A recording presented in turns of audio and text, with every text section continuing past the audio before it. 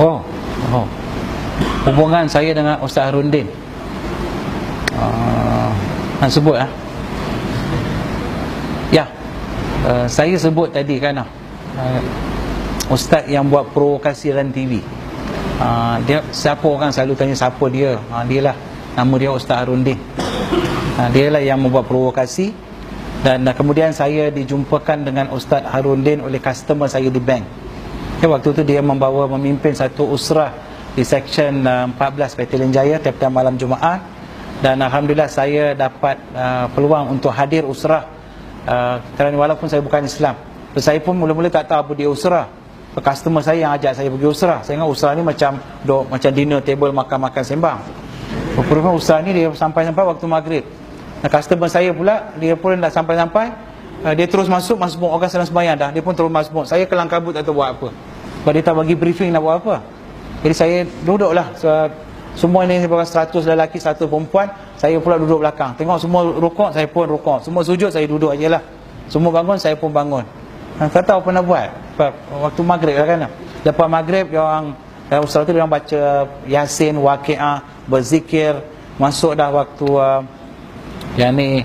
Isyak, solat Isyak, lepas tu suruh makan. Lepas makan barulah mula tazkirah Ustaz Harundin. Secara kebetulan hari pertama saya pergi tazkirah itu, Ustaz Harundin pun baru balik daripada haji. Pada waktu tu memimpin jemaah haji, kumpulan tabung haji. Dia pun baru balik daripada haji. Dan dia pun balik-balik dia bagi tahu, mulai hari ini dalam usrah saya akan gunakan satu kitab yang baru saya beli di Mekah. Nama kitab inilah Dosa Besar. Jadi dia pun dah gunakan. Hari pertama, tajuk yang dia buka dalam kitab tu apa? Dosa yang besar. Apa dia? Dosa syirik. Dosa syirik.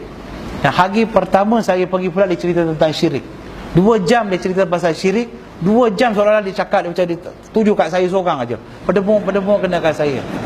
Maksud syirik apa? Sembah selain daripada Allah, yang menduakan Allah, mempersekutukan Allah. Saya waktu tu memang tak sembah Allah, sembah semua selain daripada Allah Ta'ala.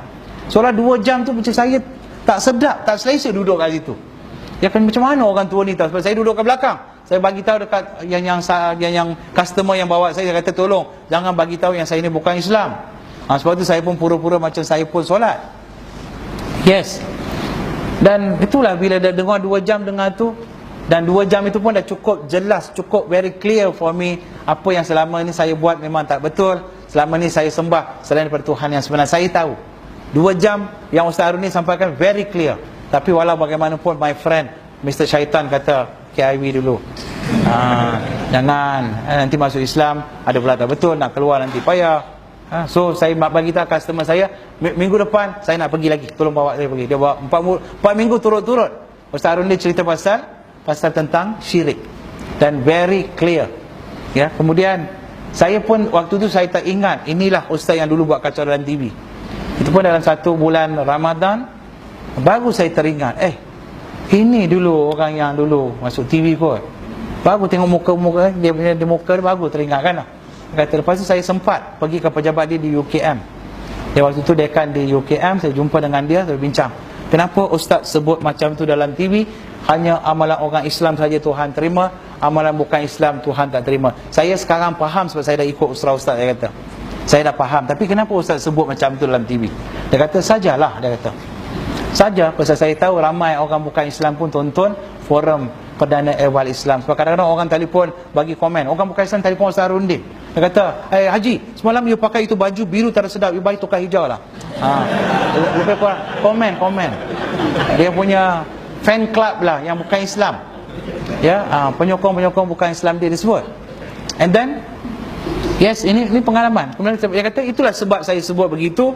Tujuan saya sebut sebagai provokasi, dia kata.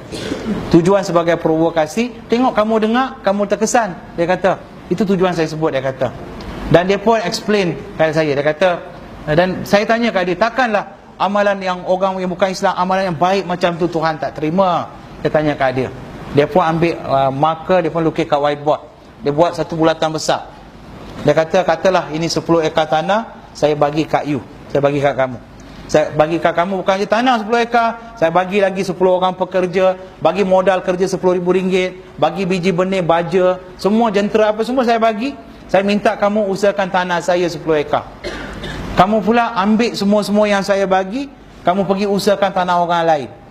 Hujung bulan, kamu datang jumpa dengan saya, kamu minta upah. Maukah saya bayar upah kepada kamu? Saya kata memang tak bayar. Kenapa? Sebab saya kerja kat sana, bukan kat sini. Tahu pun kamu. Begitulah Allah Subhanahu Wa Taala mencipta kamu, dan kamu pun tadi mengaku Tuhan itu satu. Tuhan yang satu mencipta kamu, yang jadikan kamu, yang bagi segala-gala udara, matahari, bintang, segala-gala nikmat Tuhan ciptakan, Allah ciptakan untuk kamu. Kamu gunakan semua nikmat yang Allah bagi pada kamu, tapi kamu pergi sembah macam-macam benda lain selain daripada Allah. Besok di akhirat, kamu datang jumpa dengan Allah Ta'ala, minta, Ya Allah, bagi aku syurga hari ini, Ya Allah. Maukah Allah bagi syurga pada kamu? Bagus, saya pun terduduk. Memang duduk pun waktu tu, ya. Yelah man, I never thought that way at all. Tak ada orang pernah bagi tahu saya cara macam tu. Saya sejak daripada kecil pun saya sebut Tuhan satu, Tuhan satu. Dia kata kamu mengaku Tuhan satu, sambil sembah daripada Tuhan yang satu, pada hari akhirat kamu jumpa dengan Tuhan yang satu, minta dengan Tuhan yang satu syurga, mahukah dia bagi syurga pada kamu? Sebab tu Allah sebut, barang siapa sembah selain daripada aku, atau mempersekutukan aku, yang menganggap ada Tuhan selain daripada aku akan tunjuk kemarahan aku yang amat-amat sangat di hari akhirat. Aku akan campakkan mereka selama-lamanya dalam neraka. Allah ada hak untuk buat, ya, Allah ada hak untuk buat. Jadi kalau kita kata tapi orang yang petani tadi yang pergi usahakan tanah tu, dia orang yang baik. Orang yang baik belum tentu dapat qualification, dapat gaji. Contoh, saya orang yang baik, kata saya bekerja di sebuah kilang, tapi tak pergi kerja. Hujung bulan pergi minta gaji, dia tak bagi. Saya orang baik, dia kata memang kau baik tapi kau tak kerja. Syarat untuk dapat gaji, kena kerja. Kena kerja. Bukan orang jadi orang baik akan dapat gaji. Tak ada. Sebab tu orang confuse antara buat tanggungjawab dengan kebaikan yang mereka lakukan. Kebaikan saja. Ada orang datang tanya saya, ini Mahatma Gandhi pergi mana? Dia mati nanti pergi mana? Dia memang baik, saya kata. Kalau disembah Allah, dia pergi syurga lah. Mother Teresa, dia meninggal masa umur dia 90 tahun, berasal daripada Albania. Datang dia bagi abdikan diri dan kerja-kerja kemanusiaan di India. Masya Allah. Dan dia tak pernah berkahwin. Orang yang hebat macam ni mati pergi ke mana? Hebat tak hebat is not a question. Siapa dia sembah? Empunya syurga itu bukan untuk orang yang hebat tak hebat. Kalau macam tu saya pun hebat.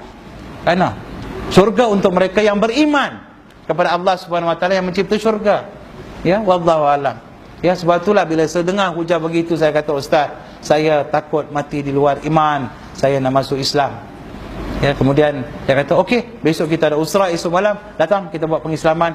Dan 8 Ogos 1991, saya betul hari keputeraan saya pun malam itu, saya mengucapkan 2 kalimah syahadah di hadapan Ustaz Arundin, dan dia yang sebenarnya bagi saya nama Muhammad Fitri Abdullah. Dan saya pun tak pernah tanya apa benda Muhammad, apa Fitri, apa Abdullah, ambil sajalah free of charge, tak bayar kan.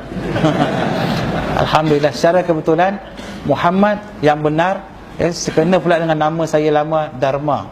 Dharma maksudnya yang benar. Nama saya lama Dharma Silan. Ya, fitrah. Ya, fitrah. Ya, fitrah, bersih. Silan maksudnya orang yang bersih. Ya, jadi secara betulan nama yang dia bagi betul pula, ngam-ngam pula dengan nama saya sekarang ni. Ya, sebab Abdullah, nama bapa saya Lecumanan. Ya, Lecumanan ni siapa? Hamba kepada ataupun adik kepada Tuhan Rama, hamba Tuhan. Ya, kalau terjemah dalam bahasa Arab, Abdullah. Ya, ngam-ngam lah. Jadi mak saya bertanya, kenapa kau tukar nama bapa kamu? Tak tukar, cuma translate saja. Bapa tetap Mr. Lecumanan sampai hari kiamat, tak akan berubah. Don't worry. Cuma saya selalu pergi negara Arab, saya kena pakai nama Arab. Balik rumah, you pakai nama apa mami, no problem. Tak ada masalah. Ya, insyaAllah, Allah alam. Ada soalan lain tuan-tuan?